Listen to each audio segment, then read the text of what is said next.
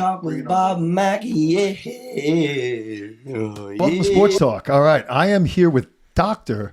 Dennis O'Hara. Dennis, first of all, hey, thank you so much for coming on the show. Oh, it's my pleasure. Appreciate having you. Love to know about your journey. Somebody told me, Mike Fitzgerald, who used to be the wrestling coach at Hampton Bays, he said to me when I was probably like 26 years old, he said, he was disgruntled. Wrestling was never getting enough attention. And he said, you know why wrestlers don't get attention? Because no wrestlers go into administration. We need guys like you, and he was pointing at me, to go into administration. And that's going to help our sport along the way. I went into administration and I made my way. I was a principal for a while. I was a dean of students. I was an athletic director, but I never made the full journey. I left a little bit short of probably the real goal, which you've reached at least twice already, which is exciting. So superintendent, Islip High School, Hop Hog High School, principal, Oyster Bay? Yes, Oyster Bay. Oyster Bay I mean, fabulous career. Take me on that journey and tie in for me how sports helped you along that way. Oh gosh, that's a great way to start. I think sports is just about work ethic and stick-to-itiveness, and in the work I do now, it's not necessarily about being competitive or a competition, but it's about, well, I'm not giving up here. Like we're not going to stop at this point, or we're not done yet. We can do better. And so I think, my two sports mostly was swimming and wrestling. And coincidentally, in both of those sports, there's no excuses. You individual sports. Yeah, man. You get to the wall first or you don't. Yeah, and, that's right. And either you get your hand raised or you don't. Yeah, right. And so everybody's watching. Referee. I just read something recently about, Jesse Jansen wrote this great piece about, some of the best writing I've seen. And the part that really resonated with me, he said, the referee's pointing and everyone's watching, right? Yeah. And, wrestling, you get knocked down and you get back up. And well, you have to. Yeah. You have to. When my sons were little, they played pee-wee football, little guy lacrosse, and sure, we'd get in the car, me, 4 boys, and if we lost a football game or a lacrosse game, I'd look in the rearview mirror and say, we're wrestlers, we kick their butts if we need to. I love it. And when we'd go to a rough wrestling tournament and get knocked around, we'd get in the van and I'd say, let's get out of here. We just got our butts kicked. Let's go play lacrosse. Let's go home. It's just a different, it's a different experience. And the sports made all the difference for my sons too, I think. And so, yeah. But how does it apply to administration stuff? I think. Well, how did it apply to your journey? That journey, because your journey was a grind. It was a grind. Yeah. So, there was a point in my life where I was a college dropout. Really? Yeah. Many people, not many people know that, but I left high school. I was young for the grade. My birthday's December. I was 17. Yeah. And I was October, 17. Among the younger guys Terrible. in the grade, right? I was the youngest. Yeah. December 1st Hated cutoff. And I wanted to be a teacher when I was in high school. Like I had this experience with my younger brother, coaching him a little bit in football, and it just gave me a good feeling. Sean? Yeah. And so I'm like, okay, I want to be a teacher. And I won't say his name, but you'll know him because he was a Newfield / Centereach guy, a dad. He had a son like a year behind me, and we had come across each other at different wrestling tournaments and wrestling meets and things. And in between graduating high school and starting at Hofstra, I saw this man in a parking lot. He said, O'Hara, what are you doing? You're going to wrestle in college? I said, yeah, I'm really excited. He said, where are you going? I said, Hofstra. He said, what do you want to do? I said, I want to be a teacher. And he said, why do you want to be a teacher? You don't make a lot of money. The kids don't respect you. And I don't know. I guess because I was young and impressionable, it changed in a bad way. Yeah, and I showed up at Hofstra not knowing what I wanted to do. Gotcha. And so after 2 years of school at Hofstra, I had exactly a 2.0 and exactly 48 credits because that was the NCAA minimum requirements. Yes. Yep. And after 2 years of that stuff, my mom said one day, hey, we're not paying for your third year of school. I said, what do you mean? She said, well, we told you to get your grades up. We know you're capable and you didn't do it. So if you want to go back, you can, but we're not paying for it. Wow. And that's by the way, that is a great lesson. And it's a great lesson coming from somebody who succeeded, because your story is going to continue, and we know where it ends. Yeah. Well, You know, we know where you got there. yeah, I never It was actually a thought of grind. it that way. Yeah. It's a great way to And so I ended up in construction. I was a union carpenter in Manhattan, two plus years. I could have helped you. The I was, studio here would have been nice if you Yeah, chipped in a little I bit, could you help. know? Yeah. I was 19. My dad said, "All right, you got 1 month. Go find an apartment." And so I ended up finding an apartment in East Meadow. I was working in Manhattan. Tough love. Yeah. Actually, funny story. I was in the apartment for like a week or two, and I showed up at my house, and my dad says, "Hey, what are you doing?" I said, "I'm going upstairs to grab my bed." And he says, "That's not your bed. That's my bed. I let you use it." But Wow. and so You couldn't do that today, could you? no, you can't. But you know what? Well, You know, that is such awesome. I love that. But you know what happened though? Really interesting, and it's so funny that this is coming up because I have not thought about this in years. I'm almost 59, so it's 40 years I haven't thought about this. And I distinctly remember, now that we're talking about it, giving the landlord a security deposit, giving the first month rent, and feeling really good. Like, I got my own place, I'm on my own. And then reality hit when I had to give rent the next month. Yeah. And the next month. And as my kids like to say, I was adulting. And, That's tough stuff. But yeah, that's life lessons. And it was, Yeah. you know, your dad did a great job, honestly. they did. And then here's the next piece of it. Here's how I got back on track. I had a best friend in high school, 1989. I should have been graduating college. Yeah. He was graduating college. And I was a year ahead of you, and I graduated in 1989. So, okay. you know, took a little slower path. Yeah, but that's okay. Yeah. But so he calls me one day and he says, "Hey, he was graduating from Harvard, and he says, my parents, graduation present, they're going to buy me a plane ticket. I'm going to Europe for like a month. You want to come with me?" And I said, "You know what? Yeah, I'm going to come with you." And we planned the trip. We were there almost 5 weeks by the time we left and came back. But when I left to go on the trip, I had it in my head that I wasn't coming back in 4 weeks or 5 weeks.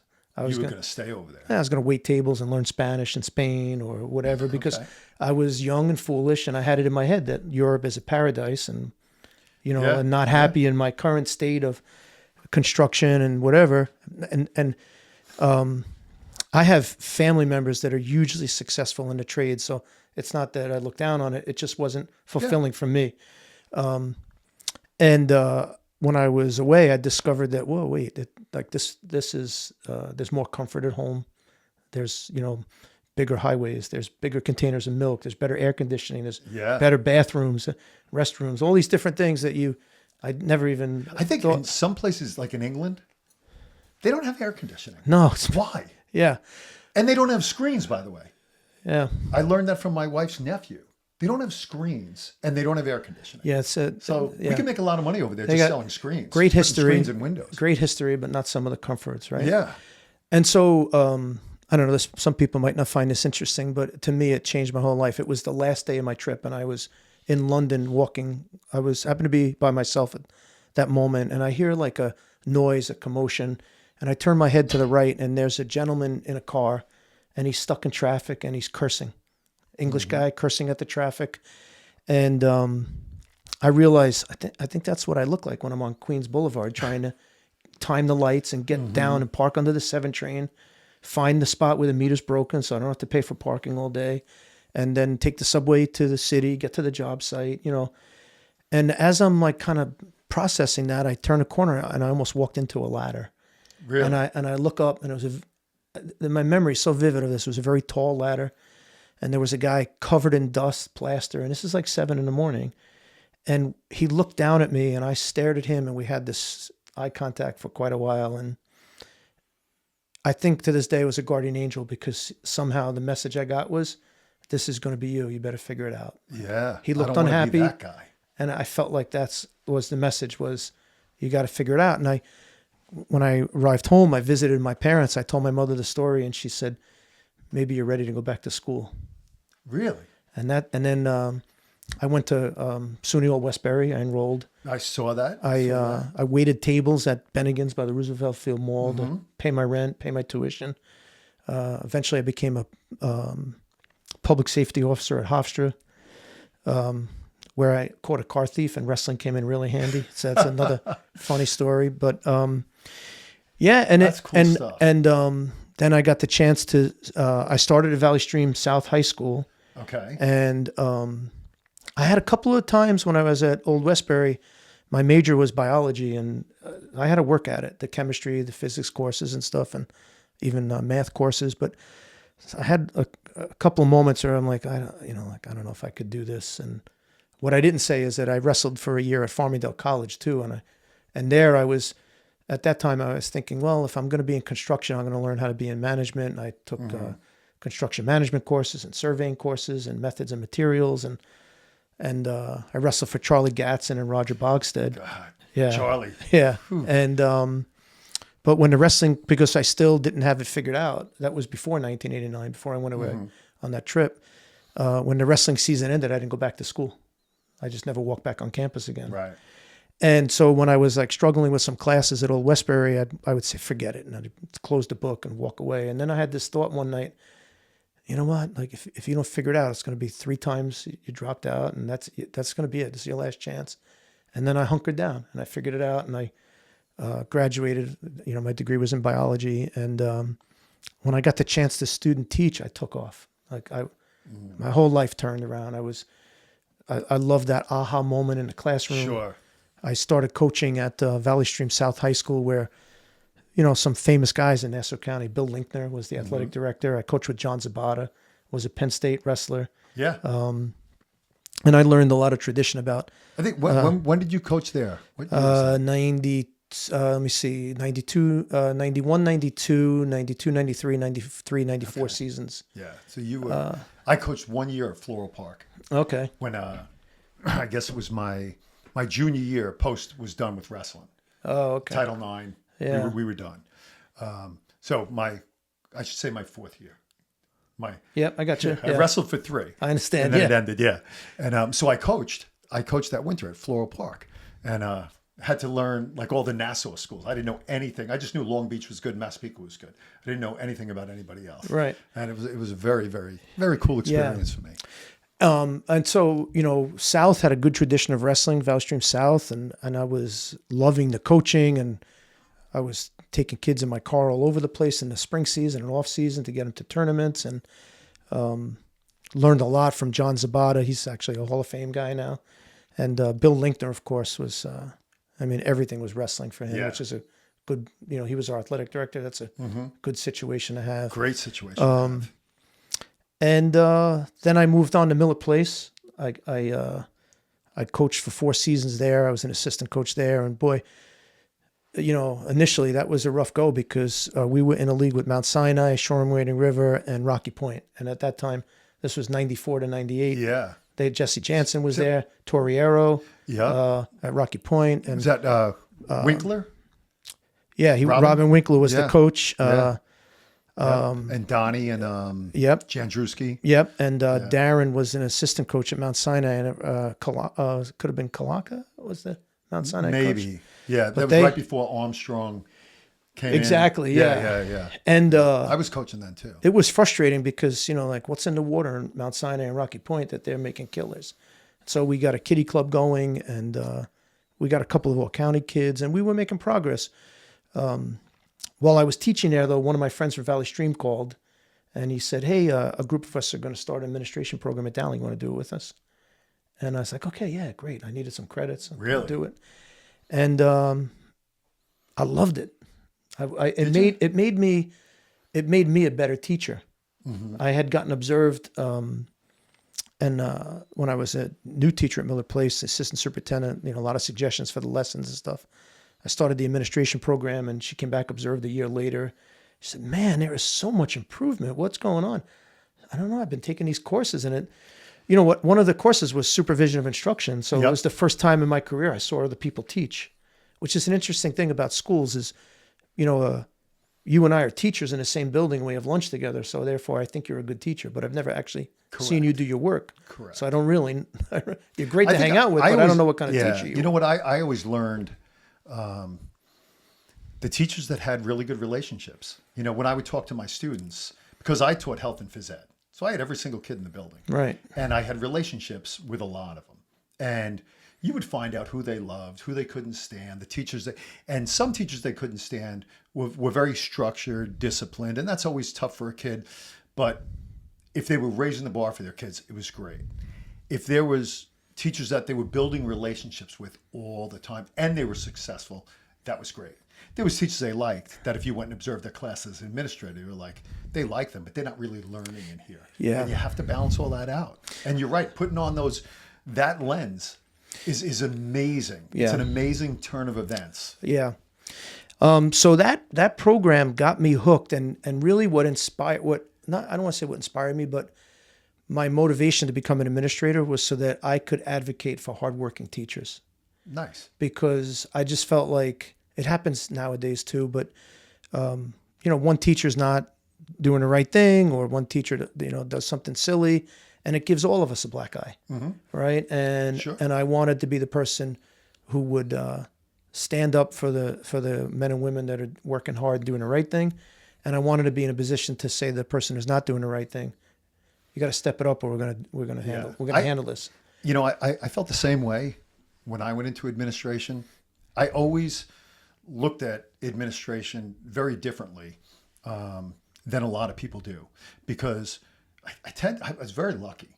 Had a lot of administrators. Chuck Russo, you know Chuck, right? Love Chuck. So when Chuck walked into my life, as soon as he met me, he's like, "Oh, you're the wrestling coach? I used to coach wrestling," and we immediately had a connection. And that sports connection was not just, we like sports. It was about leadership. It was about membership. It was about leading a group, everybody working together. What's the goal in education? It's only one goal. That's to make our kids great. Yeah. That's it. Yeah. So how do we do that? And if you can be the Pied Piper of everybody, then you're a great superintendent. Yeah, the way, like, my whole lens, whether I was a teacher or coach, was it when you become a father, what does every father want for his children to be better than he was, Sure. or be more capable, or reach greater levels of success, right? And my whole approach is looking at all these children, students, like, whatever I want for my own child, that's what I want for you. That's Awesome. what I want for your child, and that's been a guiding, like I said, my compass for a lot of decisions, a lot of things that you do. Yeah. What do we write mission statements? Yeah. I've been out of it for a while now, so I haven't Yeah, done that. yeah. But like something like that should live in a mission statement, and it should always Yeah. be the guiding principle on the board Yeah. behind you that tells your staff Yeah. where they're going. I have this mantra that I follow a lot because I think it's really hard for people to argue with, and it's students first, pure intentions, best effort. And I think that every conversation you could have about schools, somebody could say, well, we need to do this. I said, tell me how that puts students before, like, are students first in that decision or that desire? Explain to me why. Love it. And then what are the intentions behind that? Do you want to change the schedule because it makes adults more comfortable? Because that's not why we're here. Or is it because it's going to really enhance this opportunity for students? And then, like, every day we got to put in our best effort toward these things, Sure. right? That's kind of an amalgam for me of, I took some professional development courses, and we learned that in Japan, a lot of conversations end, I don't know if it's a handshake or a bow, whatever they do in Japan, but the parting phrase would be best effort. Really? Yeah. And there was, Great to know. the instructor taught us that in Africa, in a village somewhere, the greeting was, and how are the children? And those things resonated with me, but I thought, it's not going to work in my school if I walk through the hallways at Oyster Bay High School and saying, how are the children? Yeah. So like I kind of thought, you know what, we're going to put students first. Our attention's going to be pure, and then we're going to do our best effort every day. And those things kind of guide me through. And when I was in talking about how my journey and stuff, I had just finished my master's at Stony Brook when I started at Dowling with the friends who called me up, and I had great professors there, and I never expected to have that passion ignited, but they did. And they were starting a doctoral program at Dowling, and they really got me turned on to pursuing, like going further with it. But because I had, I tell my sons, they're out of college now, but I told them when they were younger, like, look, I ruined my college experience. I want you guys to I want you guys to do it right, have a better experience. And because that experience lingered with me, I wanted to have my shot at something like really special. And so I found this advertisement for a doctoral program at the University of Pennsylvania, and you didn't have to leave your career to do it. It was in person, every single class, every single for UPenn credit in Philadelphia.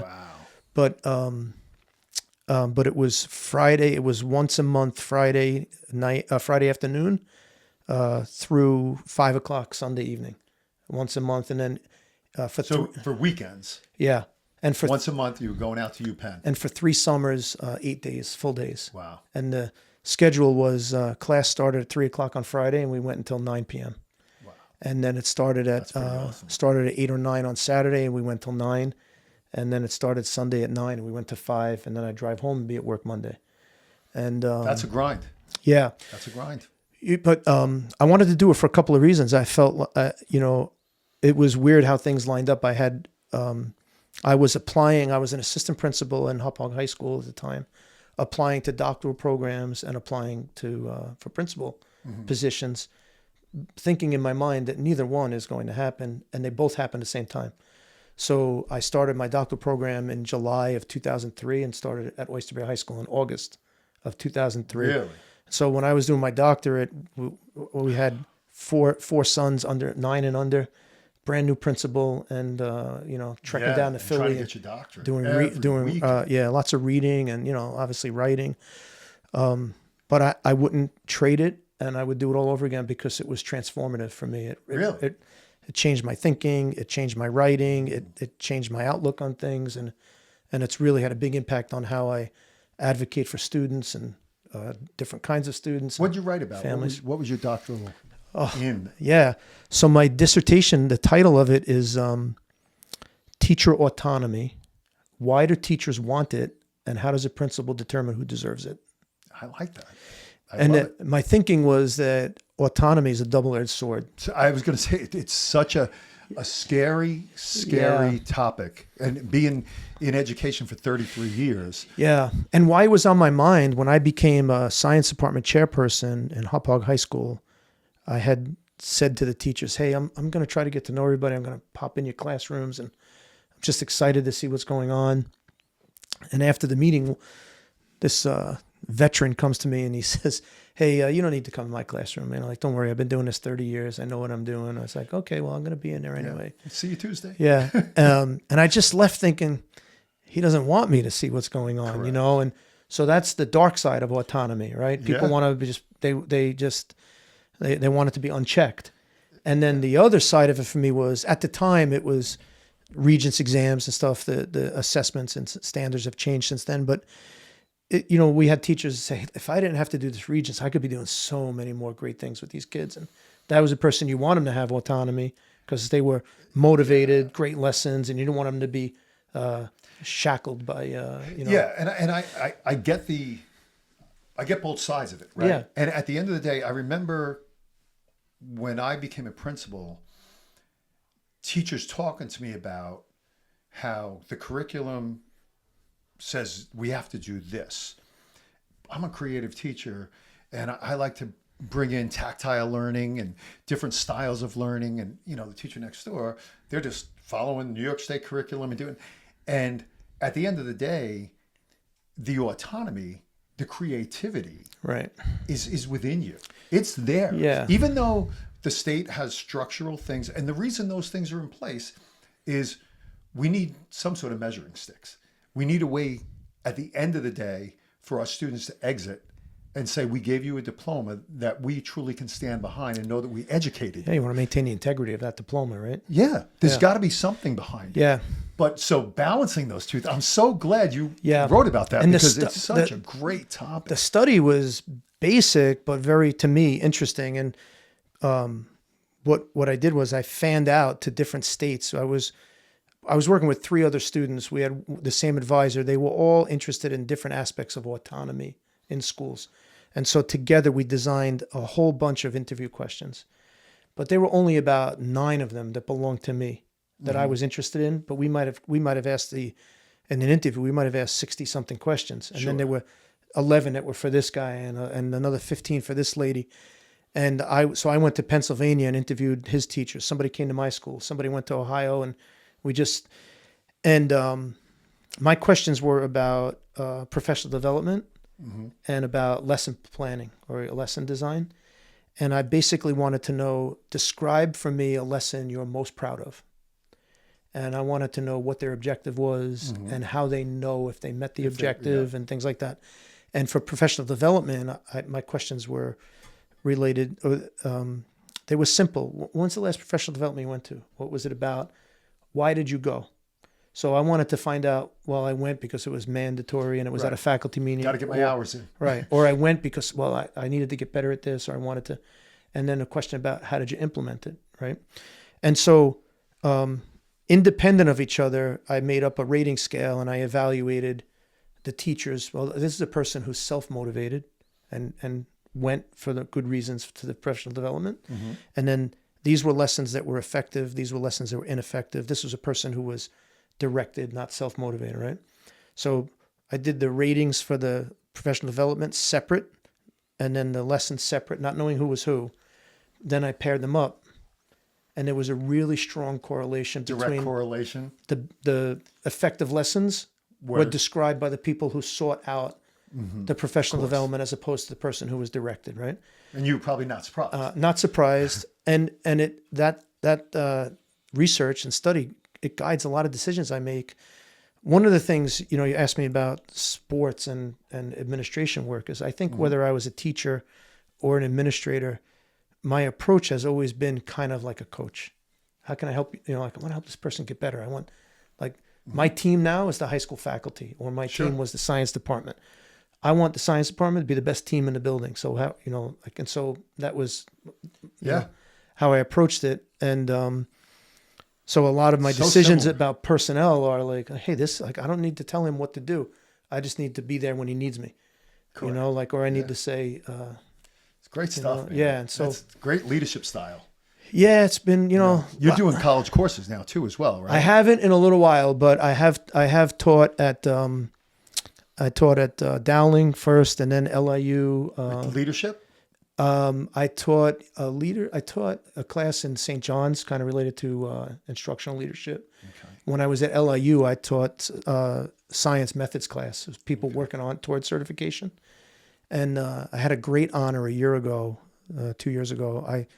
The program I graduated from at Penn, they called me and asked if I wanted to teach a course. Really? And I went back to Philly for a couple of weekends and I taught. Yeah, that's pretty awesome. This was a course about budgeting and actually how to leverage the budget to drive school improvement. And I co-taught it with another lady that had graduated from the program. And so that was a great experience too. I mean, I just think everything you said is so my leadership style. There's a book called Inside Out Coaching, and it is such a great, Joe Ehrman, who played in the NFL. And you would think, at one point in his life, he was a rough and tumbly guy. And then his younger brother got cancer, and it just opened up his world to loving his brother and loving his teammates, and just changed everything about the way he coaches. And his book's a great book. I gave it to all my teachers. But it really talks about teaching our students how to be great people. Yeah. Because if they're great people, they're gonna want to succeed, right? And they're gonna want to do good for others. And I think everything you're telling me is almost the same philosophy which I believe in. And it all boils down to, at the end of the day, when you and I leave here, and I don't mean the studio. I understand. Yeah. Right. What do we do for everybody else? Yep. That's the only mark that matters. Yeah. Yeah. Try to make a difference. You got that, my brother. Yeah. I love it. Yeah. Yeah. So. Tell me about your boys a little bit. Yeah. 4 boys? 4 sons. Wow. Yeah. 4 sons, 2 grandsons now. 2 grandsons. Congratulations. And a third grandson expected in December. Oh, yeah. Good stuff. Good stuff. Yeah. So they go from ages 33 to 26 now. Oldest guy is a MTA police officer, and he's also a captain in the Army National Guard. Wow. A little less than a year ago, he got a battery command. So you O'Hara's got like a lot going on. Yeah, it's not just one job. Yeah, it's always 10 different things. So he's excited about his battery command. He's in charge of about 100 soldiers, and it's pretty awesome. Neat. and he's got a baby who's 13 months old. My second guy he's a captain in the Air Force, but he just called me last week to say he made major. Really? So in a month or two, he'll get promoted to major. And my third guy is a teaching assistant in the Sachem school. And my fourth guy did Air Force ROTC at University of Oklahoma. So he right now is a first lieutenant in the Air Force. And he wrestled at Oklahoma. He wrestled at Oklahoma. Yeah. That is that is the grind of all grinds. It's the grind. And you know what? For this guy, he never saw the start. He never saw the mat. Like he never put on the Oklahoma 95% singlet. of the people in the country. Yeah. But I tell my sons that my second guy wrestled at the Air Force Academy for 4 years, which is also D1. Wow. And they were both, capable high school wrestlers. Connor, second guy's record was 156 wins and 29 losses. Wow. And killer. He had a lot of quality losses, like 2 or 3 times to Rashid. Yeah. Lost to the Moriellos. Yeah. Lost to each of the was it Soriano, the twins from Kings Park. Oh, yeah. Lost to those two guys, both of them. And but he was in the starting lineup on occasion, but then out of it. Sure. But I tell them both that they should be incredibly proud because college sports is not for the, passive or No. It's not for the kid who just wants to be there. And wrestling in particular, we know is different than everything else. And let me ask you a question. Someone, I don't know, I pick Jason Kraft, right? Pick a Sachem guy. Yeah. Jason Kraft was an amazing wrestler, gifted guy. Yeah. What did he do in practice different than you did? I don't know. You know what I mean? Like, you guys went to the same practice. Yeah. You did the same things. Yeah. You learned the same life lessons. Some people had more success. Yeah. Because they were gifted by God. Yeah. To me, I remember I used to give speeches for Bellport football at their breakfast. And the first speech I gave, we ended up winning a Long Island championship my first year there. And I gave this big speech when they were playing against Newfield. And they loved it so much, they kept every breakfast they would make me.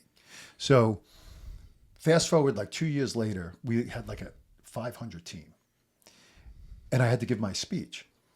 And I said to those guys, I said, you guys, how many of you guys showed up for spring football? They all raised their hand. How many guys were in the weight room all winter long? They all raised their hand. How many of you guys love the Bellport tradition?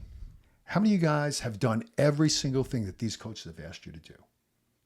So when you walk on the field today, you can be just as proud as the 2005 Long Island Championship team, the 2010 Long Island Champion, because you've done everything they did. Yeah. Sometimes the wins don't happen, but Yeah. the work and the pride and everything that we put in as wrestlers. Like for me, I wrestled in high school and college. I played more football in college than I did in high school. And I was never a star. But I'm going to be 60 this year, and everybody knows me as Coach Mack. That's that guy. Oh, Bob Mack, he wrestled, he played football. It's something you wear forever. Right, forever. right. And your guys, Yeah. I mean, Air Force, Oklahoma, just to be in that room and do that work every day. Yeah, and that's what I tell them too, because particularly college, I mean, it's littered with high school superstars who quit after a month. Oh, yeah. Right? And you guys 4 years in one case, and the other guy 5 years. He was in college 5 years, and he was at practice every day. Yazzo said in his interview, he said, at the NCAA championships, there's just as many guys that want to go home from the league tournament in high school, and just as many guys that want to continue on and win. You know what? Because it's the same thing. Yeah, that really stood out to me, actually. I watched that interview. It was so interesting.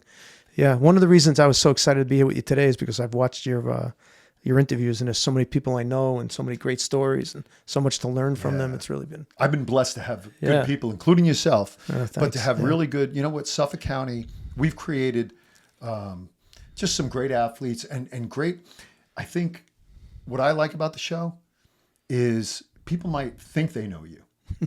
But once they watch the interview, they're going to say, oh, now I know Dennis O'Hara. Joe Sipp was one of my first ones. And, for a long time, he was the winningest football coach on Long Island. And a lot of people didn't understand him.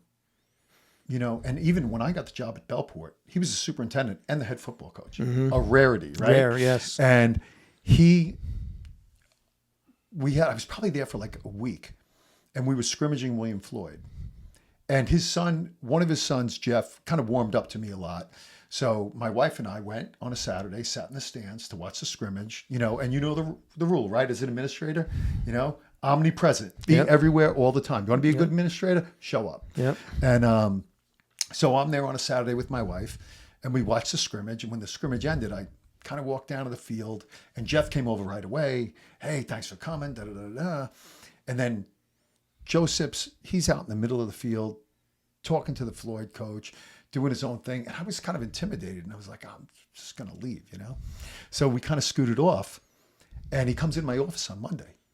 He goes, how come you didn't say hello to me on Saturday? I said, wow, you know, I thought you were busy. He goes, I'm never too busy to say hello. Yeah, right. Make sure you come by and say hello. Yeah. And I was like, wow. And I learned. And then, so fast forward, I did a podcast with him, and there were so many people that thanked me that said, I never knew Saw that side of him, yeah. Never. Joseph, God, football, God, family, football. Loves Christmas more than any other day of the year. Yeah. You know, like. That's a lot of images too, you know, especially if you know, you could be quiet. People think you're arrogant. Yeah. No, I'm just quiet. Yeah. They don't get to know you. So, yeah. So continue. We jumped in on your journey. Yeah. So we get the doctorate. Let me ask you this. You've been, I was in maybe 4 or 5 districts. You've been in how many districts? Probably about, I started in Valley Stream, taught in Miller Place, worked in Hauppauge, that's 3. Oyster Bay is 4, back to Hauppauge, and now Islip, so 5. And it's just aspiration for more? Yeah, well, you know what? I really wanted to be a high school principal. Like at some point I got that bug that I love this age group. And God bless you. I never wanted to be a principal. I got really lucky. When I got hired in Hauppauge, I was 30 years old. I was a department chairperson. I had teachers that were teaching in the department for 30 years. Sure. You know, and I learned a lot from them. And one lesson I got early on from them was just tell the truth all the time. They respect that. They don't care what you know. They don't need you to know everything. They just want a leader who's going to support them and tell the truth. Sure. And one of my stories was we had this gifted and talented science program, and they would take kids out on field trips to BOCES. And obviously people are out of class when that happens, and a teacher comes in the hallway, sees me, he's all angry. He says, you know, this program, they went on a trip today, and nobody told me, and now I have 2 kids in my class. And I said, oh, Steve, that's my fault. I got the memo. I forgot to tell you. I'm so sorry. And he took a breath in, like almost ready to yell. But when he processed what I said, he went, oh, it's okay. Don't worry about it. I'll handle it when they come in tomorrow. And I think I felt like that was the first time an administrator told the guy the truth and took responsibility for his mistake. And then I had a great high school principal there that was really passionate. Anthony Annunziato was really passionate about education and learning. But he was also super compassionate for people and caring. And he's kind of the guy that gave me the bug. I'm like, I want to be like that guy. I want to be a principal like him. And so I ended up at Oyster Bay, and I was there 13 years. Yeah, I was going to say, you had a long run out there. I had a good run there. I started my favorite thing in the world now. My program there is that building was grades 7 through 12. Mm-hmm. And because I'm thinking, like, what would I want for my own children? And you think on your own experiences. I was 17. I applied to 2 colleges because I didn't know any better. My parents wanted me to go to college, but I was their oldest. They didn't know, we should take them to see a campus, or we should do this or that. I went through the same stuff. Yeah. And I used to pack my minivan with my sons and bring their friends to wrestling camp. And one summer, I'd take them to a Granby camp in Virginia. And I had a couple of days before I had to be back at work. And it's me and 6 middle schoolers. So, you know what, guys? I've got a couple of days. We're going to go down to North Carolina. We're going to see Duke, and we're going to check out UNC at Chapel Hill. And so we see these great campuses, and my son was entering grade 8, my oldest guy. That's the next September. And the bookstore at North Carolina is like a department store. It's 3 or 4 stories high. Everything's Tar Heel blue, even the fire trucks. You know, it's just such a great environment. And at the time, we come back from camp. and I had to take him to he was a goalie, so I had to take him to lacrosse camp at New York Tech. And I was working on this program at my high school. I was trying to get the pennants for the colleges that all our teachers went to. And I wanted to make a connection for the kids and the teachers and have the pennant in their classroom and have a central place to. Yeah. And so they're connecting with, yes, that's what we do. Yeah. And so we had, obviously, being so close to Oyster Bay to LIU, we had a lot of them that did master's degrees there and whatever, even undergraduate. So I'm driving my son and his buddy to lacrosse camp. I say, hey, I got to stop at campus here. I got to go buy a pennant. And we go in the bookstore at Post, and it was like one room, right? It was a little house. That's where I went. It was a house, if I remember right. Yeah. And we walk in, and my son said, Dad, is this it? And I said, yeah. And as I turn away, I hear him say to his friend, you should see the bookstore in Carolina. And I had this epiphany, like, he knows now what I didn't know, which is that there's a whole world of opportunity out there. And nobody told me that, right? Hofstra Post. And so I went back to my superintendent and I said, I want to do a field trip. I want to take the entire 8th grade away to see colleges. And so she goes, yeah, do it. But I don't think she ever thought I would do it. And so March of 2009, I took 104 8th graders away for 3 days. Really? And we went to see UPenn. We went to, the first one was UPenn, St. Joseph's University. Ursinus College, and a fourth one, I can't remember. Right? That's awesome.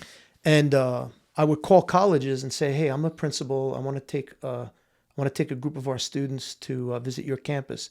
And they would say, great. And what year did they graduate? And I would tell them the year. And the conversation would stop. They'd say, they're like, wait, what grade are they in? What are we doing here? I go, well, they're in 8th grade. I thought you said you were high school. I am. I have kids 7 through 12. It's Oyster Bay High School. And they would turn me down, right? Really? Yeah. So I did something really arrogant that I've never done before that and haven't done since. I called admissions at University of Pennsylvania. And they said, how can we help you? I said, I'm an alumnus, and I want to speak to somebody who can help me right now. Good for you. I put somebody on the phone, and I said, this is what I need. And they're like, okay, you got it. And they set me up with I love that. A Gotta assert yourself a little bit. A group presentation and a guided tour of campus. And so that was the formula. It was a guided tour. It was a presentation by admissions. It was bookstore for sweatshirts and paraphernalia.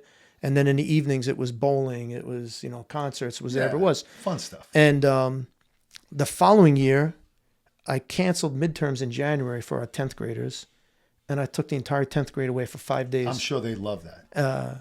They loved it. We went 5 days to Maryland, Washington, D.C., Virginia, and North Carolina, 11 schools. So in that little tiny high school, before you started 11th grade, I took you to 15 campuses. Yeah.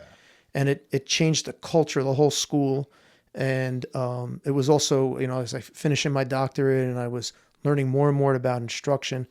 And in my time there, we had over 300% increase in the number of AP exams written. The school got ranked among the highest in the nation. And 1 year I had 100% graduation rate and 100% of the kids going to college. And we had hit some numbers that were the highest the school ever saw.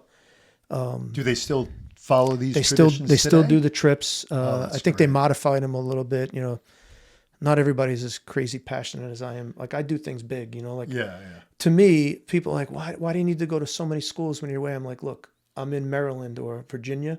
It's like going to Costco and coming home and have to go to another store to get the milk. Like, I'm already there. Let's get it all. Let's do it all together. That's great, man. And most schools, even when I got to Bellport, they didn't do it as much as like West Hampton had a nice tradition of doing so. I'm sure. Small world. You know how that started?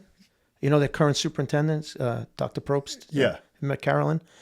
Carolyn was a student in Hauppauge High School when I was assistant principal. Oh, really? So one of my jobs was clubs and activities. Carolyn was in student government. I meet her when she's in beginning of 12th grade.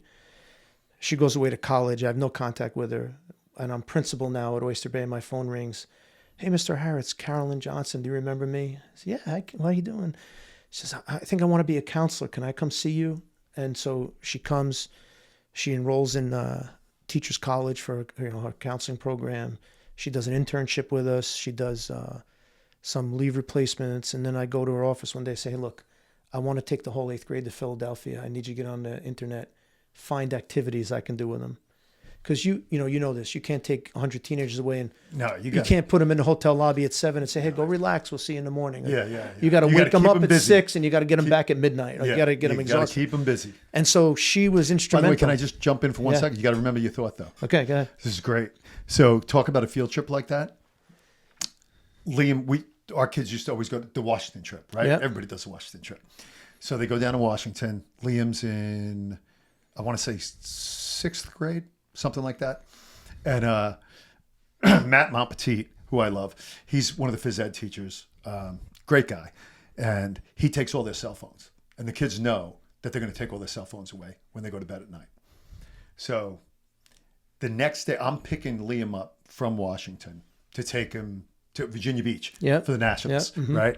And that's inside stuff for us, okay? So I pick him up. When I go to pick him up, Montpetit is fuming. I'm like, Matt, what's going on? He's like, I'm going to kill Liam. I'm going to kill him. I said, why? What's going on? I thought you guys were tight. He goes, I know he did it. I know there's no one else that would have done it. He did it. I go, what happened? He goes, we collected everybody's cell phones. He goes, at about 1 o'clock in the morning, all of a sudden a cell phone alarm goes off. Then at 1:15, another one goes off. He said, every cell phone set their alarm between 1 o'clock and 5 in the morning, and they all went. I was awake all night. That's fantastic. I was like, I go, yeah, that was probably late. And I said, get in the car. I go, you did that? He goes, yeah. He goes, it was awesome. I know, he gets a lot of credit for that. I had to segue there for a minute, put a little levity in the conversation. Yeah. So where it was so Carolyn was instrumental in helping me do the very first trip. Okay. And then the way it evolved was I had an opportunity to go to Las Vegas and do a presentation on this program. So she wasn't even working for us anymore, but I said, hey, look, I can get you a hotel room. The conference is paying for it. I'm going down with Mike, the director of guidance. We're going to bring so-and-so. And if you want to come and do the presentation, I can't pay for you to get there, but you can put it on your resume. She was looking for counseling jobs and stuff. Yeah. And it turned into, we ended up traveling and doing a bunch of presentations on this program, creating a college-going culture. She became a school counselor at West Hampton Beach. Yeah. And then she went and got a job in West Hempstead, a little administrative position. Back to West Hampton Beach as assistant principal. And then I stole her. I made a job for her in Hauppauge. Oh, really? And we brought her in the central office, and she was instrumental in some great success we had in Hauppauge with, college going rates and AP and international baccalaureate stuff. Like she's just brilliant.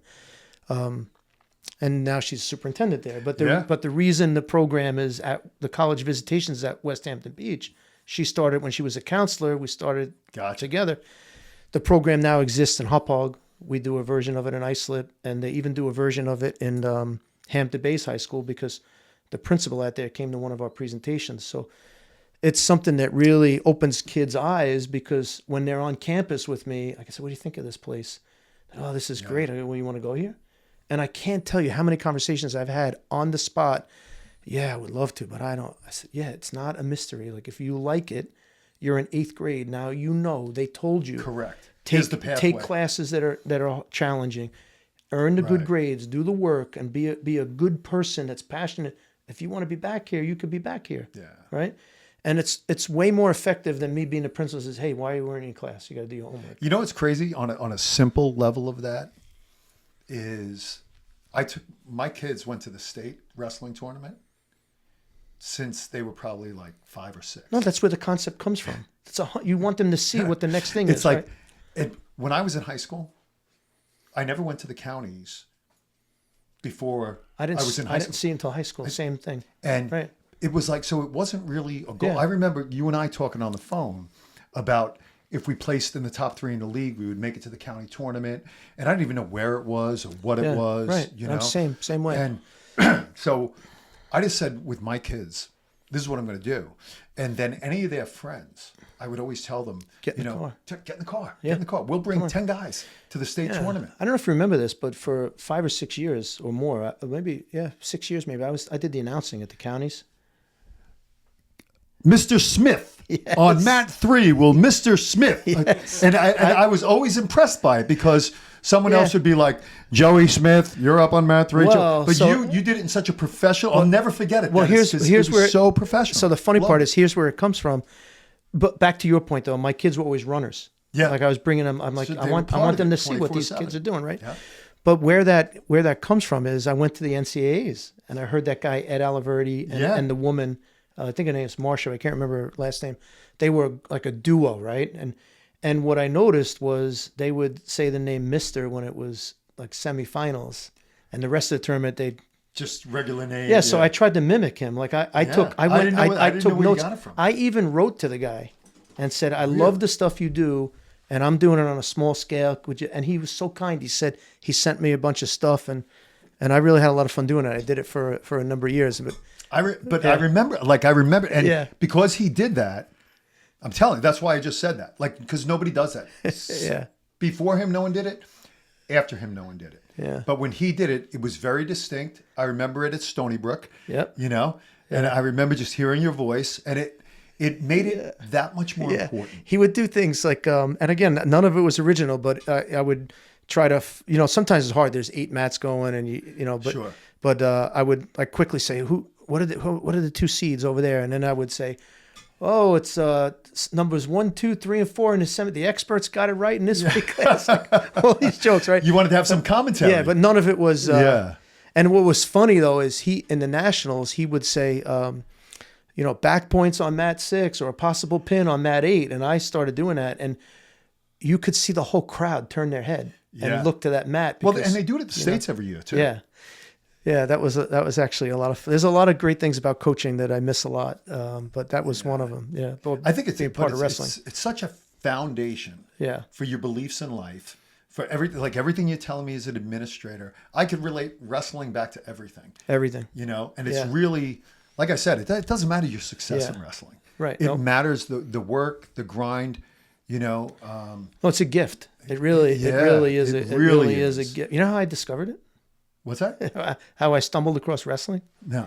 I was swimming at Sachem Swim Club, an AAU team, and the pool at Sachem, the hallway was adjacent to the gymnasium. I know exactly where that pool And so I is. came up in the North, right? Yeah, I came up the locker room stairs. I don't know, it could have been 9 or 10. And I hear like this noise. I look through the window, and there's a circle. There's guys at warm-ups, and there's 2 guys in the middle. And I thought, wow, that really looks cool, And then I started, and then I got into it. But yeah. Yeah. It was like I said, the best blessing that ever happened to me. And I tell people it's the best sport and the worst sport at the same, because it's the course. greatest thing and the worst at the same time. But you know what? Like my boys, they'll tell people, like, you could go to a funeral. It's okay because you wrestled. Or you can go through tough times. You can lose money. You wrestled. Yeah, you're gonna get back up. Yeah. And it's just what you do. Yeah. Yeah, I could tell you a funny story about an interview. We get this guy that is, you would know him, but I'm blanking on his name right now, which I'm embarrassed. But that's all right. He was a UFC fighter, state champion from Massapequa. John. He coaches now at Iceland. Yeah, but I'm going to lose my. It'll come to me, but I'm embarrassed. I can't remember his name because I love hanging out with this guy. He's a giant, and he could kill you. But he's a gentle gentleman, just all the time, right? Mm-hmm. But he's a phys ed teacher for us, and he's sitting across the table from me, and over my head I have the Dan Gable poster. Once you've wrestled, everything else is easy, right? And I'm looking at this guy, and I know his background. I know he wrestled and stuff. And we do the interview, and I said, John, I've been interviewing people for like 25 years, and you stand out among everybody I interview for 2 reasons. He goes, oh, what's that? I said, first, you're the first person I've interviewed that I know for certain I can't take down 2 out of 3 times. Like elementary teacher walks in your office and like, I could take her down 2 out of 3 times, or I could take this guy down, but not you. Yeah. And he goes, what's the second reason? I go, you get the best ears of anybody I've seen. That's another thing about it too. Like when I meet an applicant who's a wrestler, it doesn't matter to me how good they were or not. I just know that they're going to have grit.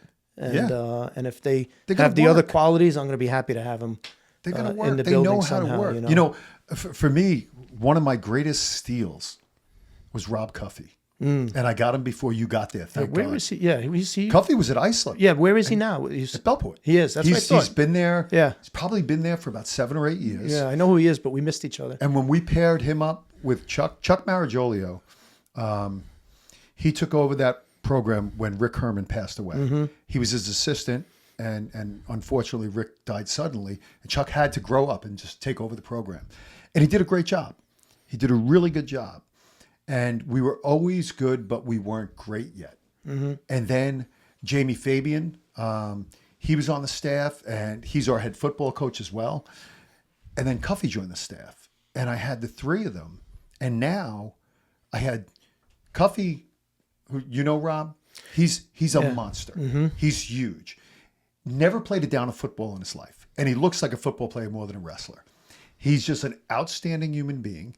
He connects so well with kids, and the combination of Chuck and Jamie and Rob Cuffy turned the room into a place where kids want to go. As a side note, I could tell you people in Islip still talk about Cuffy. Oh, he's an amazing. Every principal, when at the end of the school year, when the superintendent's having his round table with all the principals, and we're chatting about staff and who are we giving tenure, who we not, and all that, and Cuffy's name would always come up, and every principal was, I want him in my building. I want him in my building. And I said, well, you can't. He can't be in every building. Can't be everywhere, right? And they're like, but we need him everywhere. Yeah. And I'm like, well, we got to recreate him 12 times over. Yeah, it's people like that. But I got him. Gold. Yeah. I got Islip.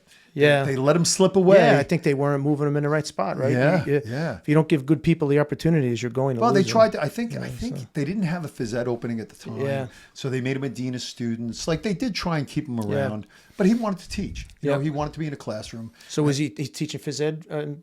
He's teaching phys ed. And he's coaching and he's doing everything he wants. At the time, there was this guy, I don't know if you know him, but his name is Joe Gianni, who was our superintendent, and he sort of was interested in wrestling getting better. Yes. Yeah. So that may have played a factor. Yeah. I don't know. Well, it's similar. Yeah. It's having the right sport. Yeah, exactly. Yeah. So having Joe was amazing for me. Yeah. Amazing. I got to know him doing the announcing, because at the time he was the director for Section 11. He was the coordinator. Yeah, coordinator, right? Yep. Yeah. What do you do? What do you do to relax? What do you do to chill? You golfer? Just swim? What? I play military golf. You know what that is? No, I have no idea. Left, right, left. Right. I don't golf too often. But speaking of Chuck Russo, he that's actually going back 8 years now. He got me into his master swim club. Oh, really? So I'm a little more sporadic than he is. He's in such good shape, and Chuck, he's so committed to his training and his fitness. Yeah.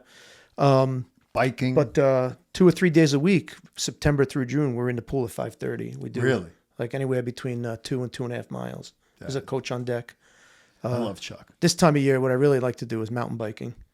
I live right by Sachem East. Okay. And there's behind the Brookhaven you got a few hills to climb right there. Yeah, but there's 17 miles of mountain bike trails back there. Really? Yeah, and I ride up the hill. It kills me, but certainly as I'm getting older, keeps the legs going. Yeah, keeps you moving. But yeah, I like that. And then just look forward to the grandkids. One's on Long Island. Connor and his wife are in Milwaukee right now. I was just there for the weekend. I just went to the Real American Freestyle in Milwaukee. I saw Ben Askren. Oh, did you? Yeah. How do you feel about it? You know what? It was a great event. I mean, I have to say. All the bells and whistles. Yeah, right? The lights there's the smoke and the fireworks music, and stuff and music. It's for me a little bit too much downtime between the matches, but we saw some. I mean, we saw Olympians. Yeah. We saw a gold medalist. We saw Keegan O'Toole. We saw Ben Askren.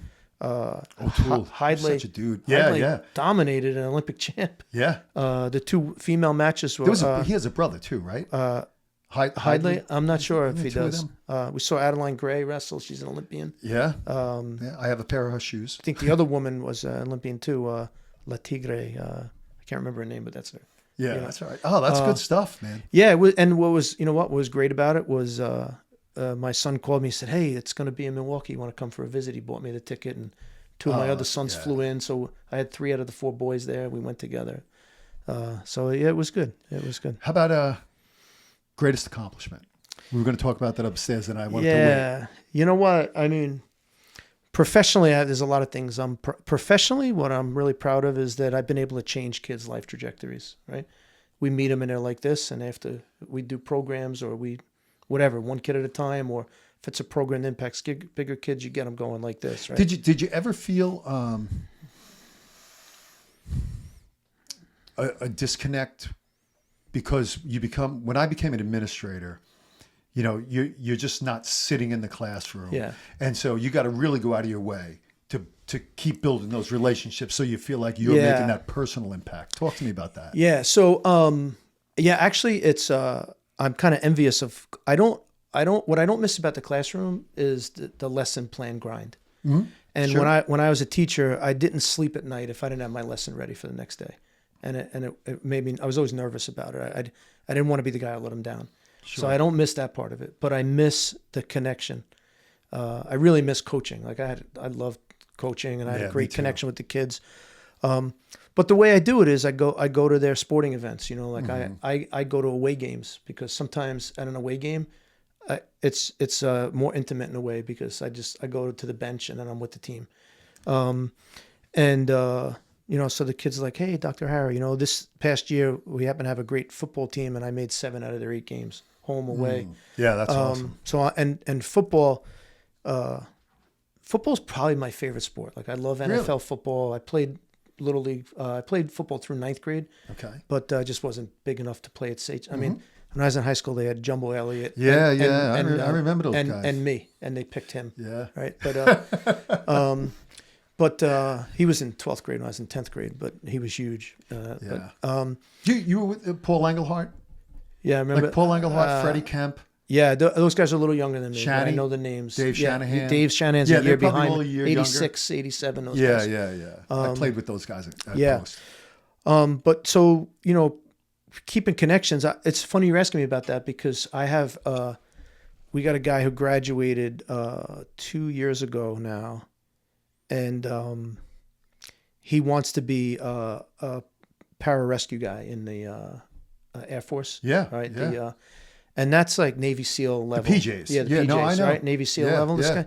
Drop out of helicopters in the middle of a storm and his name is people off ships. His name is Max Haynes. These are the guys, when a plane is down, these are the guys that go in and get the pilot, right? Yeah. And so somebody told me he wanted to do that and do it in the Air Force. And so my son's roommate at the Air Force Academy is they call him a CRO. He's a combat rescue officer. So he's a PJ, but he's the officer. Mm-hmm. And Max wanted to enlist and become a PJ. And so I made that connection. Hey, talk to him about this, talk to him about that. And I got to know Max. And you're asking me this question about connections. Just today, not even thinking about this, I sent Max a text. Hey, where are you in the world? And where are you in your program? That's awesome. And like he wrote back to me right away. Hey, Dr. Aram, this is where I'm in. It's called Zulu right now. And next thing is I learned how to do rescue diving. And, I'm like, oh, keep it up. I'm sure you. So, it's paying it forward, man. Yeah, that's how you do the connection. But we started talking about this upstairs, but what I am most proud of is my sons, but not because they're sons, but because of the men they've grown into. Mm-hmm. They are 4 men that don't care if you're rich or poor. They don't care if you're black or white. They don't care if you're Catholic, Muslim, Jewish. They don't care if you're gay or straight. Like they're respectful. They're welcoming. They're kind. They're hardworking. Sounds like they had an amazing upbringing. Yeah, well, you know what? They're no, really. They're contributing. And they have integrity. My second son had a conversation one time. It was at a point where I was like at a low point in my life over a couple of things. And I said, I don't know, I just want to set a good example for you guys. And he said, Dad, he goes, I talk about you a lot. And I tell my friends, I learned 2 things from my father. Tell the truth and work your ass off. And I'm like, you know what? That makes me feel like a success. Yeah. Right? Absolutely. And they're doing good, they're doing good things. And I think what's most exciting for me is they're adults now, but they're leading people in the armed services, and they call me and say, I got this situation, what do you think of this? Or what do you think of that? And it's a great conversation because that's also got to be a great pat on the back. Yeah. And the thing is, I'm actually learning from listening to them. And and sometimes I'm in a position where I say, well, I did this one time, that didn't work out great. So don't do that, but this is what I think. Where did their call to service come from? You know what? It's a wacky, because usually, it's lineage in the family. Yeah. And I didn't, it's funny. Serve either. And I always It's felt the kinda greatest. odd It's about one it, of the you know? greatest regrets in my life. When Yeah. I was at Hofstra, I was all set to go to OCS for the Marines. I took the like the ASVAB. I was wrestling at the time. I was in good shape, so I scored high on the physical test and everything. And then I dropped out of school, and so Right. you can't go to officer candidate school if you're not in school, right? And so it's a great regret. But I never told them about that until much later in life. The most bizarre thing is my oldest guy got into paintball when he was like, early in high school. Sure. And but then he went away to college and didn't tell anybody that he had an interest in it. And he went to Hendrix College in Arkansas, a Division III school. He played lacrosse. He was in and out 4 years. Small world story. He actually worked in admissions at Post for a while. Oh, really? Right out of school. And then he thought he wanted to be an athletic director. So he worked with Joe Patrovich a lot. They made him a liaison between admissions and athletics. But he like got this bug for it off of a game playing, paintball. And then he told his younger brother about it. So one day Connor's in like late 10th grade, or I said, hey, we got to like start writing to some coaches. Like, what do you think about school? He could have been early 11th grade. And he says, I think I want to go to the Naval Academy. I go, you do? Why? He said, I don't know. So I said, have you seen the dorm rooms there? He goes, no, why? Are they small?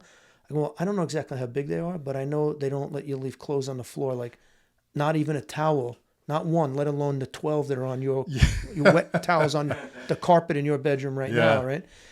And he's like, oh, I just think I'm... And so his older brother planted a seed.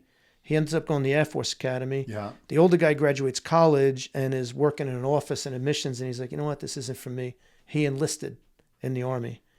Then he went to boot camp, and then he went to officer candidate school, and so that's how he got through. And then the fourth guy is just like, yeah, you know what? Like, I'm interested in this too, and that's wild. so they're in the military 3 different ways, which is I think. Yeah. And so I talk to kids and parents about that a lot. Like, there's really these great opportunities. One guy enlisted, and then went to officer candidate school. One guy went to an academy, and one guy did ROTC. And it's interesting. You have such a eclectic perspective on a lot of stuff, because we talked earlier about the program you put together, which was getting kids to visit colleges at a young age, to see what's out there, to open those doors.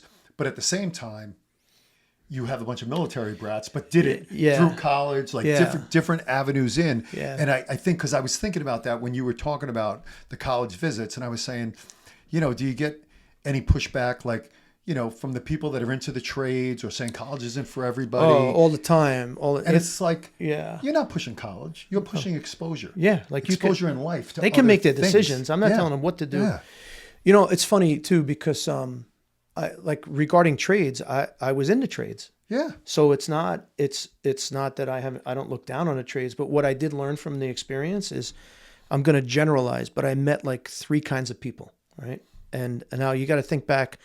I was, 19 to say 21 when I did that, right?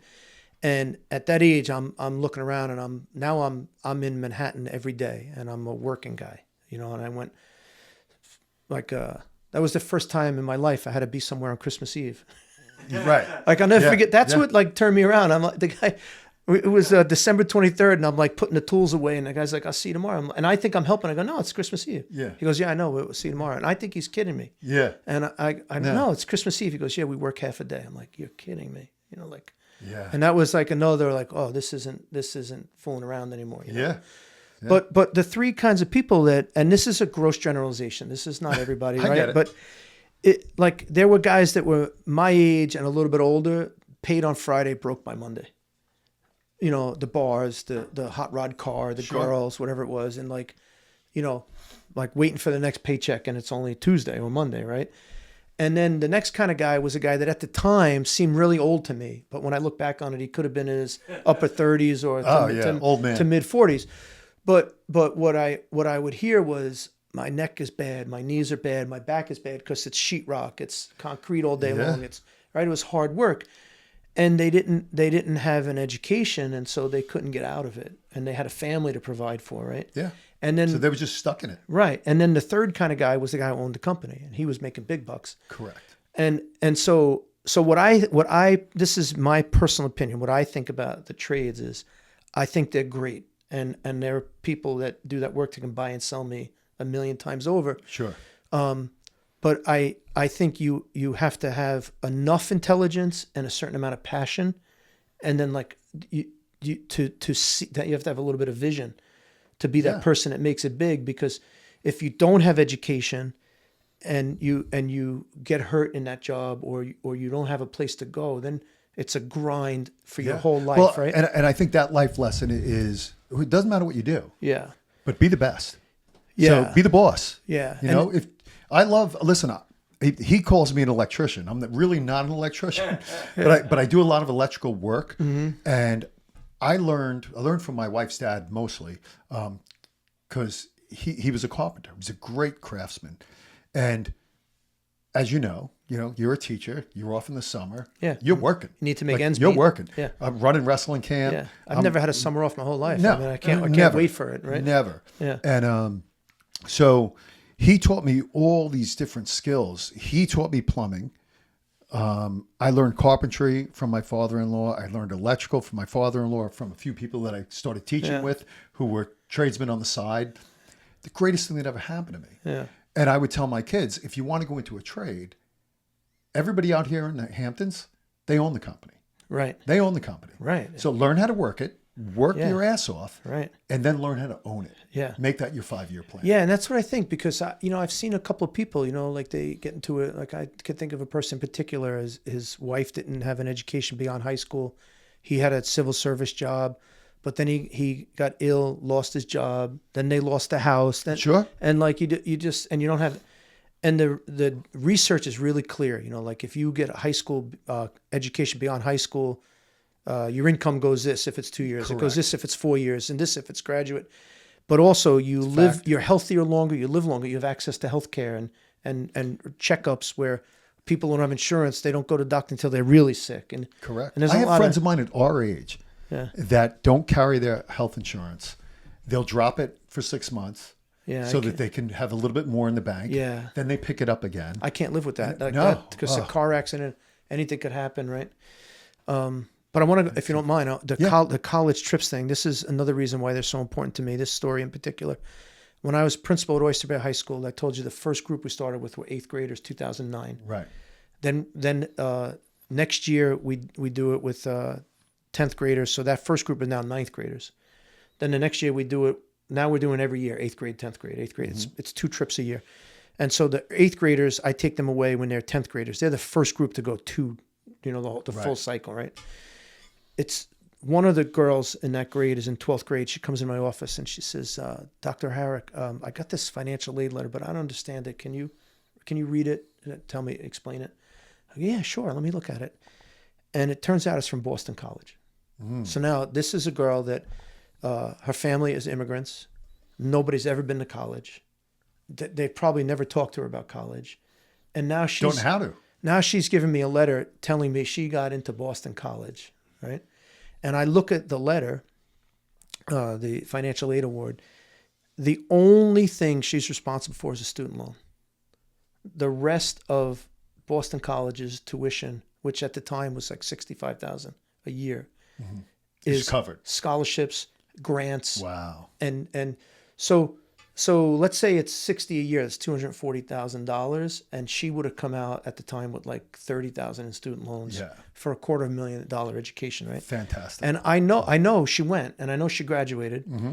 And here's what's really cool, I think, is we changed Kristen's life trajectory, right? Because nobody taught her this stuff, and now she's a graduate of Boston College. What I learned a long time ago is everybody talks about closing achievement gaps, right? But you can't close the achievement gaps until you close aspiration gaps. And what was really unique for me at the time about Oyster Bay High School was that there were kids coming out of high school who both parents were doctors, both parents were lawyers. Maybe one was a lawyer, one was a doctor. They were Wall Street people. But then there were people coming to that school that had nothing. Mm-hmm. Like first generation E&L students, they had nothing. If your parents are both doctors, what do you think they aspire for their child to go to college and maybe even be a doctor or whatever, right? And if somebody's in the country and doesn't speak the language and they don't know what's available, the aspirations are different, right? So we changed aspirations for Kristen, that student, and she's going to be a mom someday.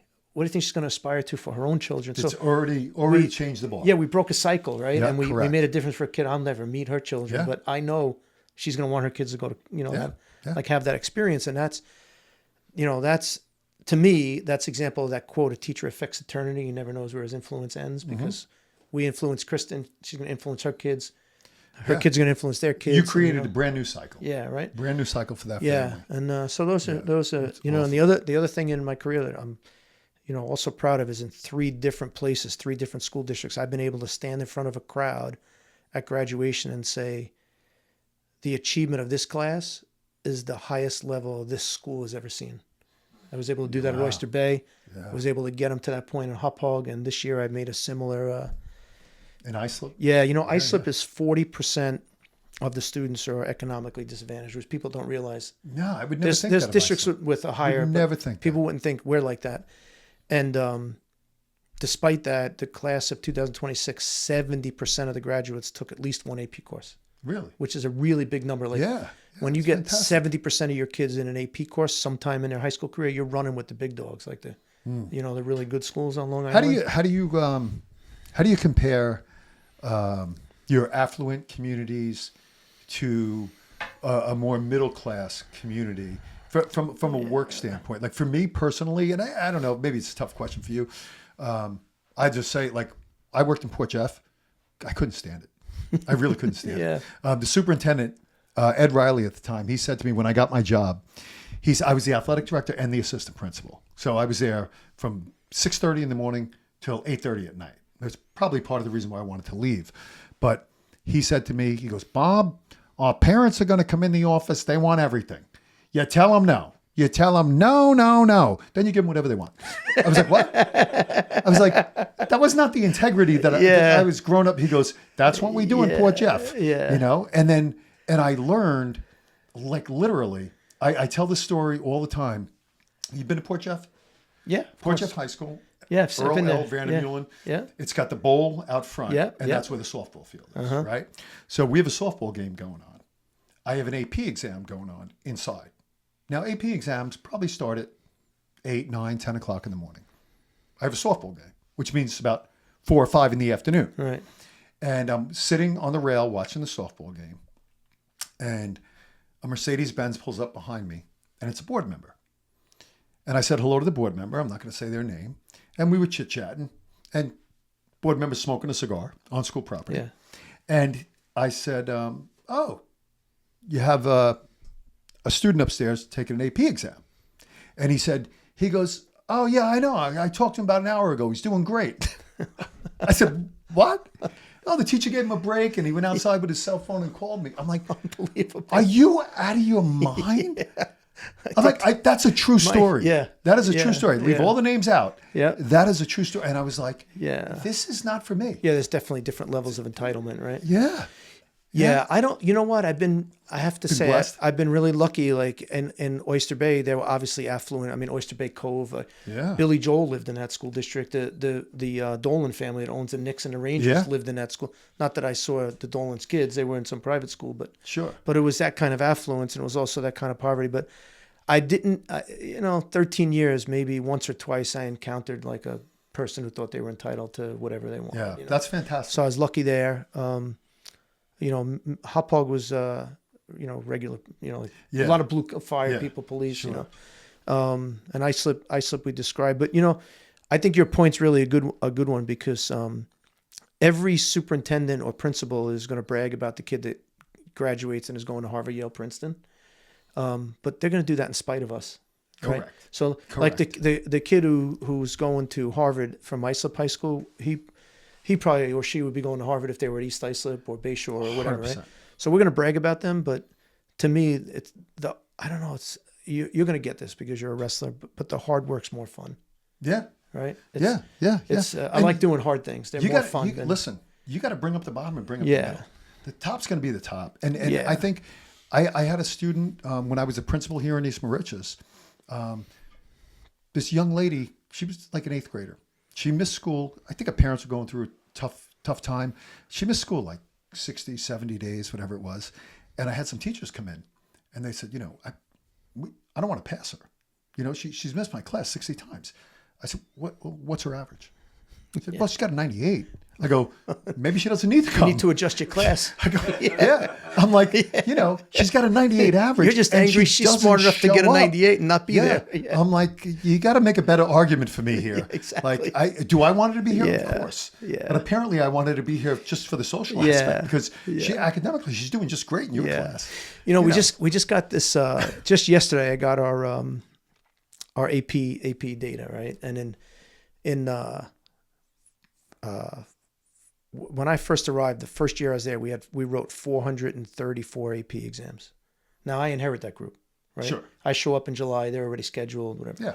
And I made some recommendations. Look, we need to change this. We're not going to have as many honors. Kids are going to have to choose AP or Regents, And this particular May, we wrote 758 AP exams, and the class size didn't get bigger.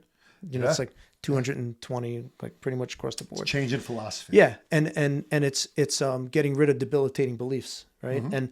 And so I posted a graph today on X and on LinkedIn, and I was going to write. They told me the kids weren't capable. I disagreed, right? But I was like, that's gonna fire up somebody, and it's gonna bring me more headache than I don't need. So instead, I wrote. When you eliminate debilitating beliefs, students rise to the occasion. Right. Right. And you know what? That's very optimistic instead of pessimistic, right? You took the high road. Yeah. Which is awesome. But it's real. Yeah, and kids will get it done if you tell them you can do this, as opposed to people telling them they can't. And that's the coach in me, I think, but that's the good coach in you. Yeah. See, when I used to run my coaches meetings, I used to say, how many, raise your hand if you think sports is good for kids. And every coach is going to raise their hand. Yeah, sports. I go, sports are good for kids when you have good coaches. Yeah. If you have bad coaches, sports aren't good. Yeah. I've had some youth coaches that my kids have been around and they were fine. Because I think they had my wife and I at home. Yeah, they had a support at home. But other kids couldn't make it through. And I had to either step in and coach or say to that coach, like, you're just going to lose our kids. Yeah. These are like little guys. Where I saw it a lot was Pee Wee football. Guys screaming at little kids, like to the point where I would want to go to a coach and say, what was it like in the NFL? When you were in the NFL, what do you mean? I was, you weren't, well, when you played college, you didn't play college either? Then why are you yelling at this 9-year-old? It's amazing egos, and they forget what the goal is, right? But that's the whole point is sports can be amazing. It can be an amazing learning tool, just like a classroom. Yeah. If you have a good teacher that cares and cares about everybody in the room. Like I wish when I was younger, I remember embarrassments. I had so much trouble reading. Yeah. Now I became a principal. Right. I became an athletic. Yeah. I did okay. Yeah. But they used to have, Dennis, read page 5. And you're like, you didn't do your homework last night, Dennis? You didn't, and you were just embarrassed to death. Yeah. And you wanted to, and I don't know if it's like, well, suck it up, do your homework the night before. Or I had trouble reading. Yeah. And I wish a teacher identified that and said, you know what? I'm going to set this kid up for success. I'm not going to let him work around it, but I'm going to say to him, you know what? I want you to read tomorrow in class. Right, exactly. So make sure tonight. Do it tonight and let me know. You're going to go home. Right. You're going to read this chapter. And when I call on you, you don't even have to read it because you're going to know it. Same thing. That'd be a great teacher. When I was a teacher, it was science, but I had learned early on, you want kids to do things that are overt instead of covert, right? So instead of saying, I want you to think about blah, blah, blah, and give them time, because I don't know if they're thinking about their girlfriend, their car, they're hungry, whatever. But if I say, okay, listen, we're going to think about this, and I want you to write 2 sentences about it. Now I could be up and down the rows. I could see what's writing. And if I know you're insecure, I could say, this is perfect. I'm going to call on you. Right. Right. And then I call on him. And then after 2 or 3 times, I don't need to do it because he knows I got him. Right. And he trusts me. Like, hey, Bob. Oh, yeah. Hey, Mr. Harris, this, and that's called level of concern. Right? Yeah. You ever hear this? If the level of concern is too high, they're tense, they're nervous, they don't want to make a mistake, and they're just not going to participate. But if it's too low, where the teacher's unprofessional, the standards don't mean anything, they're not going to participate either. You got to get it just right. Like you got to get it right. It's intense enough that it makes them want to do the work, but not so intense that they're afraid. Not so easy that the message is this isn't important. Sure. Right? And so, Yeah. I remember even in wrestling, and I credit Tony Perna, my high school coach, for everything. Gave me my life. I wanted to be him. I became a phys ed teacher, a wrestling coach, everything. But I recognize, and just like I hope my boys recognize my successes and my flaws. yeah. He was so successful that he made me love wrestling and want to do it for the rest of my life. He did at times. Sachem guy, by the way. Yeah, Sachem guy. grad. Sachem guy. And this is probably the Sachem part when he said, "Hey, you're wrestling so-and-so. Don't get pinned." Right? You know, and what do? You get pinned. You know, like, it was like, but that was kind of an old school thing where I think even if he looked back at that, he might say, you know what? When I put McIntyre out there and he didn't know who he was wrestling, he was the best guy on the mat. Right. When I said, you know, you're wrestling Pescator, don't get pinned. Right. You know, now I'm like, oh, I got Pescator. Right, exactly. I'm wrestling Nat from Bayshore. Jeez. Yeah, that's analogous. You know, Liam would say all the time to Coach Bass was, I think, one of the first coaches that I knew about that I don't know if Mahoney did film. Bass did a lot of film. Mm-hmm. And he would bring the guys in and study, hey, this guy, he's a low single guy. Like, that never happened when we were in high school, you know? Right. And Bass was doing that. And it was a great teaching tool. He was a teacher while he was coaching. But Liam, at some point, he said, Coach, you know, I don't want to see anybody. It'll get in my head. I just want to wrestle. Just wrestle, yeah. And if I wrestle, not knowing who I'm wrestling, which is I'll be healthy. fine. Yeah. And it helped him achieve a really high level. Yeah. When I coached at Miller Place, West Hampton Beach was in our league too. So Yeah. I coached against Paul a couple of times.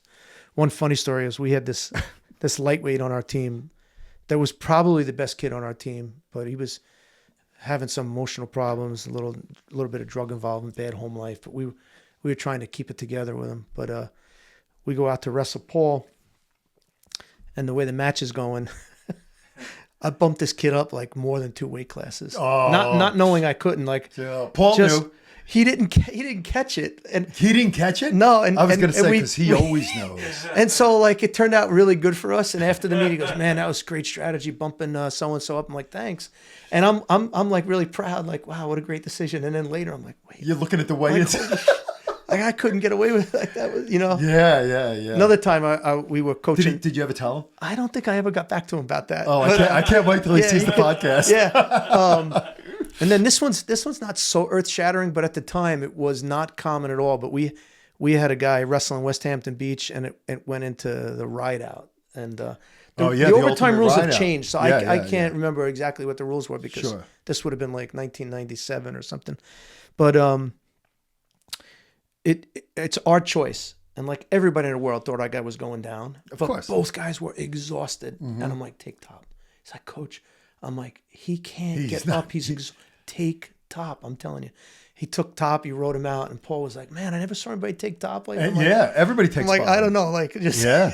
they couldn't even stand up, these two guys at that point, you know. And so No, that's really good coaching at that point. but that's the stuff I kind of miss about it too.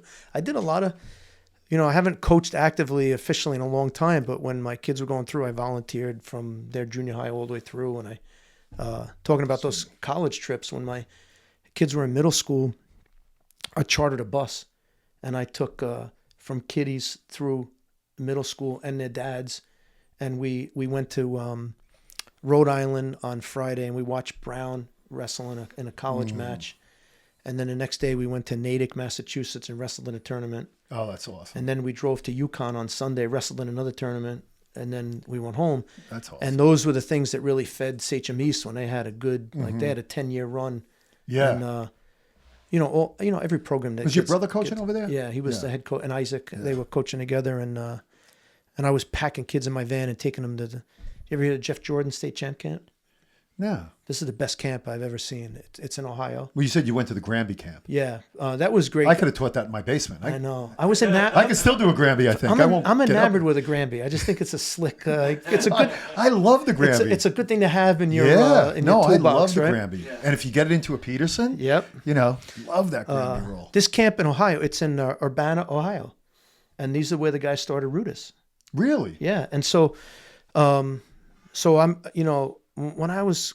This is another thing, like related to my college story. In high school, I tell people I was incredibly average as a wrestler, right? And And I told you upstairs that my record was 1-9 at Hofstra Yeah, my first year, right? So I loved the sport though, and I wanted to coach, but I always felt like, well, I wasn't a good wrestler. How am I going to be a good coach? And so I was videos, I was clinics, I was reading all the time, like trying to make up for that, right? And I find this camp, Jeff Jordan State Champ Camp. I'm at like some coaches clinic at the National or something. They mentioned that this is the best camp. So I look it up, and name Mordenti? Yeah, of course. Family. Jackson and my son Connor were teammates. And Ralph Mordenti and I pack him in the car, and we go for a weekend camp in Ohio. It was 11 hours there on Thursday afternoon, wrestle Saturday, Friday, Saturday, Sunday, and 11 hours back Sunday. And I tell my brother about the camp. I'm like, look, I'm taking it. Like, we got to get you guys there. And so now I'm packing the van. I'm making trips back. Like it's like I'm trafficking wrestlers. Like I'm going back and forth, right? Yeah. And I'm watching this coach, Jesse Lang, and he's really passionate. And he's one of the owners now at Rudis. The guy who ran the camp was Jeff Jordan. He wrestled at Wisconsin. Yeah, his brother, I know the name. Jim Jordan, was a national champ, the congressman. His Jeff Jordan's sons wrestled at Ohio State. And Jim Jordan. Bo Jordan. And, right? No, I know them. We saw Jim Jordan recently. I forget where we saw him. Yeah. Well, his brother Jeff, he was hysterical when he would do the camp. Well, he didn't think it was funny because it's who he was. But to me, it was. I would listen to it. We'd show up, his same speech every time. Okay, come here, fellas. And he had kids from all over the country at this camp. He said, I got 3 rules in my camp. He goes, number 1 is no cussing. I don't cuss. You don't cuss in my camp, right? He'd say that. And then he'd say, and there's no punks at my camp. It's going to be hard wrestling. You're going to get angry.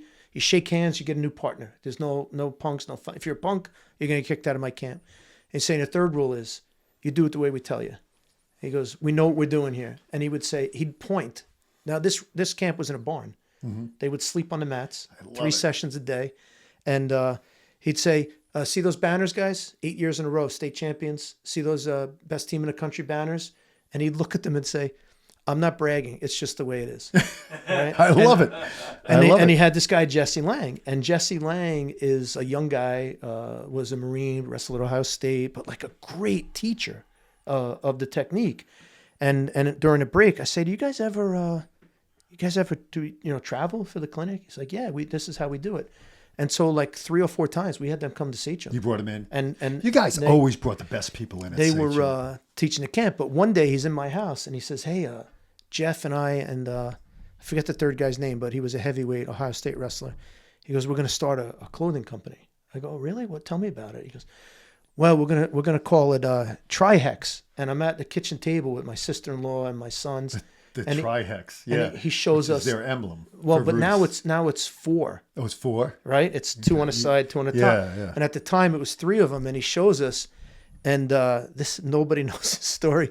I'm sitting there with my sister-in-law and 2 of my kids, and she's like, "That looks like male anatomy," because it was 2 of them and 1 of them. Yeah. And we're like, you might want to, like, you got to change the logo. And so now Rudis is 4 because of that. Wow. That's exchange. cool. I will tell you, if you never met this guy, Jesse Lang, I tell him all the time, he's my favorite success story because he said he wanted to do this. And this guy is humble. He's a family man. He's spiritual. He's as honest and as noble and as hardworking as a guy you could meet. And look at what Rudis is now. Yeah. And he built it from nothing. They contribute to the Dave Schultz Foundation. Is that true or no? I don't. I don't know what they contribute, but I know Nancy Schultz is a partner in the company. Yeah, that was something that I always knew his name was kind of attached to Rudis. They probably do. I mean, now they're everywhere. Like Olympians, Olympics, NCAAs, and he was sitting at my kitchen table telling me, "Hey, we're going to start this." That's pretty cool. Yeah, that's a pretty awesome story. Yeah, so you got your foundation in wrestling deep. Yeah, it's good. It's a good thing, right? All right, man. Hey, thanks, really, brother. Yeah. Great for coming on. My pleasure. I appreciate your time. talking with you. Let's get together again. I'd love to. Yeah. Loved it, man. Yeah. Thank you very much. Dr. Dennis O'Hara, folks.